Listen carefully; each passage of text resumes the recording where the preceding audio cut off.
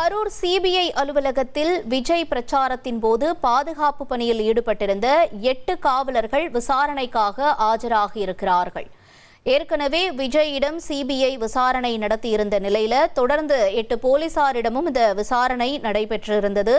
இந்த நிலையில கரூர் வேலுச்சாமிபுரம் பகுதியில் கடந்த ஆண்டு செப்டம்பர் மாதம் 27ஆம் தேதி தமிழக வெற்றி கழக தலைவர் விஜய் மக்கள் சந்திப்பு நிகழ்ச்சி நடந்தப்ப கூட்ட நெரிசல்ல 41 நபர்கள் உயிரிழந்தாங்க. இந்த வழக்கு உச்சநீதிமன்ற உத்தரவின்படி சிபிஐக்கு மாற்றப்பட்டுச்சு.